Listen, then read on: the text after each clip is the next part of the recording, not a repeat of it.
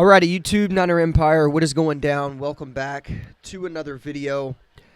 So, San Francisco goes into this game as a 3.5-point favorite. I believe the line is currently, or a three-point favorite. And I guess in this video, I just kind of want to give my last thoughts about this game and going into this game and things of that nature. So, obviously, just uploaded the last video talking about the Trent Williams update and how he will be activated today. Look, I mean, this 49ers team desperately needs a win.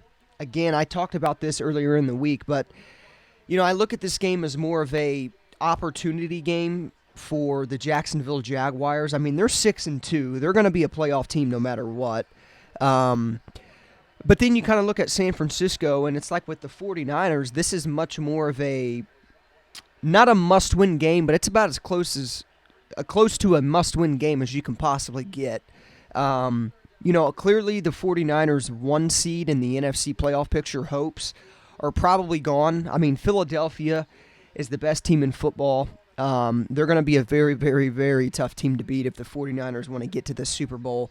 I believe the 49ers can do it. I think when it's all said and done, the 49ers are the better team than Philly. I mean, you can argue that, you know, the Eagles have them beat just because they have the more true quarterback or the more proven quarterback. But I'll take Brock Purdy and this Niners team, you know, in late January over the Eagles any day of the week. And there might be some bias there, but I genuinely think, like, when it's all said and done, you know, this 49ers team is one of the only teams that match up with the Philadelphia Eagles as good as they do. But, like I said, this is an opportunity game for the Jacksonville Jaguars. This is more so, in a way, a game that the 49ers need to win. And like I said, it's about as close to a must-win game as you can possibly get. So, I mean, I talked about it in my preview video. Like, it's simple. Get back to the basics. Get back to the fundamentals. I made a video earlier this week talking about Gerald McCoy's thoughts on how the 49ers can get back on track. And he said it best. You know, the 49ers were averaging 150 rushing yards per game before the Trent Williams injury. Pretty much going into Week 5, they were averaging a lot of rushing yards, and it seems like, you know, ever since Trent Williams was hurt, which this could be a big reason as to why the 49ers have kind of shied away from the run game, or haven't been as good in the run game, I guess you could say, with no Trent Williams, but with Trent Williams being back, and yes, he's not fully healthy, but I think him being 70-80%, like I talked about in my last video, talking about how Trent Williams is active, I think that's enough for me to sit up here comfortably and say that, you know, I think it's, you know, I genuinely think no matter how healthy Trent Williams is, as long as he's out there, his presence alone will make this 49ers run game better. So I think it's simple. You know, they have to get the run game going in this game. And here's the thing. Jacksonville does not have a weak run defense. They've actually been fairly well against the run up until this point in the season. You know, I think Christian McCaffrey getting catches out of the backfield will also be pretty big for 49ers' chances of you know, winning this game. But all in all, I think that, you know, this is a perfect opportunity game for the Niners to get back into the win column. I think there's a lot of things we can sit up here and talk about the 49ers doing in order, you know, to win the football game today. But, you know, it's simple. I mean, I think it's, you know, get it to your best players. We have Debo back. You know, Debo has been he's had a good year. He's had a really good year, especially, you know, before he was hurt, before he had that hairline shoulder fracture. But, you know, I mean, it's one of them things like that the 49ers can't go into this game still dwelling over the losses they've taken over the past couple weeks. They have to move on from that. It's a new team, by the way, too. I mean, there's some new faces on this football team going into this game. Chase Young's debut today. That's going to be electrifying. I can't wait to see that. He's expected to play a lot today, which is expected. I mean, why would you go make the trade for Chase Young if you're not going to play the shit out of him? So it's, Nick Bosa and Javon Hargrave, which Javon Hargrave, by the way, I'm not sure if we actually have an update on him. I know going into this game he was listed as questionable as well. Um, I would like to think he's playing. I can't sit up here and say that he is because I really haven't seen anything. It looks like he is playing, though. It looks like he will be active. So we'll see what happens. But, yeah, I mean, with Javon Hargrave and Eric Armstead and Chase Young and Nick Bosa, this is a perfect opportunity game for the 49ers to get to Trevor Lawrence. The thing with Jacksonville is they're probably going to be targeting the 49ers secondary outside the numbers a lot this game. That's what the 49ers have really struggled with pretty much the entire year. So, I think good defensive play today starts with getting to Trevor Lawrence, shutting down Jacksonville's run game with Travis Etienne, which has been a pretty good run game up until this point in the season. Travis Etienne's had a really good year, and he is not to be taken lightly of. Travis Etienne is a player that can burst out for a 60-yard run in one play. He's dangerous. He's a dangerous back. He can do it in the passing game as well. I would expect Fred Warner to kind of be shadowing Etienne in the passing game a lot today. Obviously, with the position Fred Warner plays, he's going to be he's going to be on Evan Ingram a lot today. But as far as like Dre Greenlaw and just that 49ers front seven in general, they need to find a way to limit Travis Etienne in the run game. I think that's another big key going into this game. Jacksonville is a very, very well-balanced football team, and when you let them have a good run game with a good Trevor Lawrence passing game, only bad things come from that. So the 49ers really need to limit Travis Etienne in the run game today and, kind of take it from there. But again, I expect this 49ers run defense and defense in general to have already made adjustments for this game. I would like to see a lot of more zone coverage. Not a lot, though, because Trevor Lawrence has been very, very good and efficient against the zone coverages this year.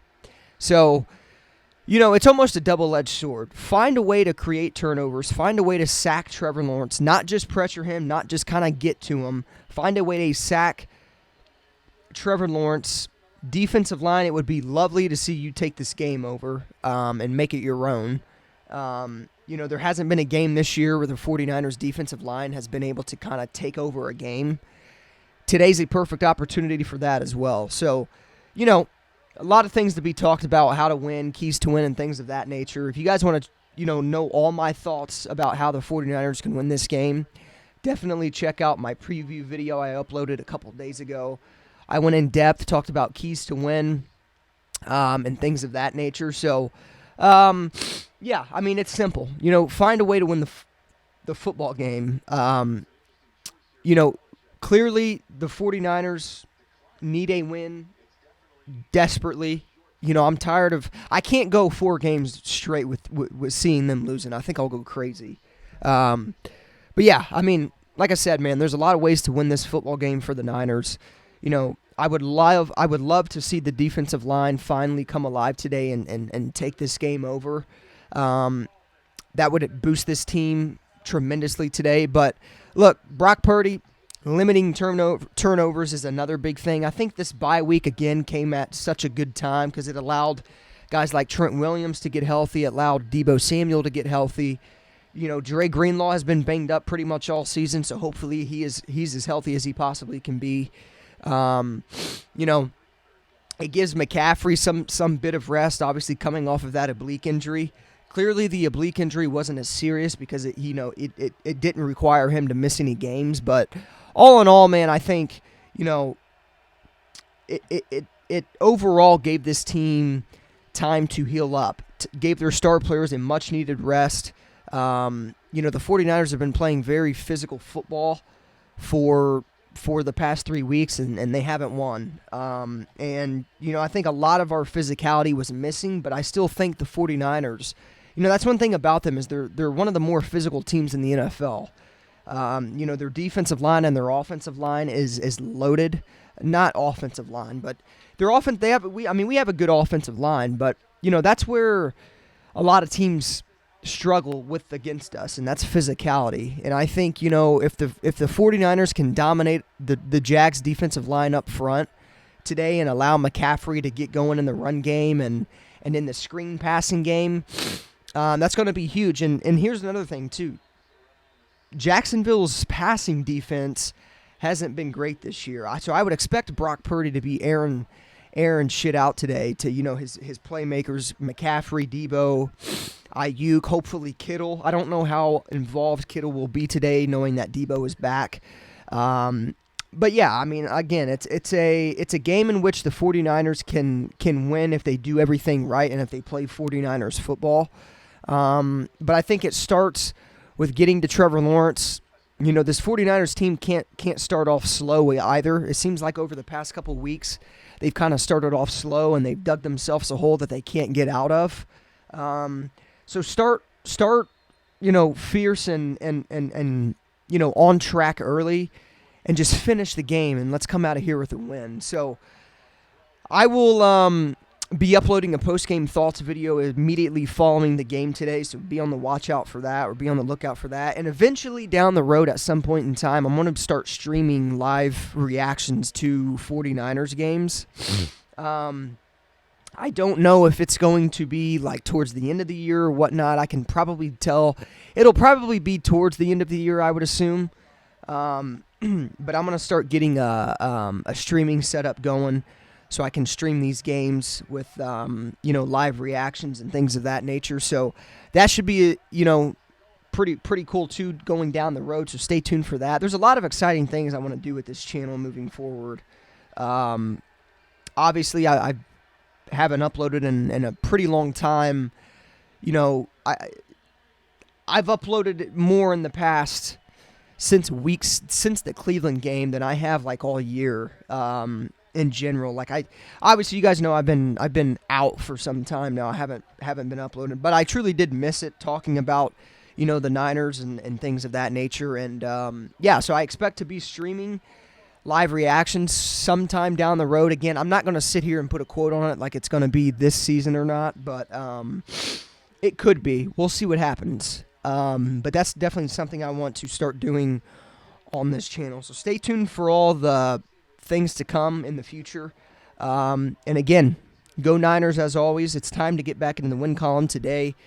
And hopefully the next time you guys see me, I'm talking about how the 49ers were able to get a win and not a loss.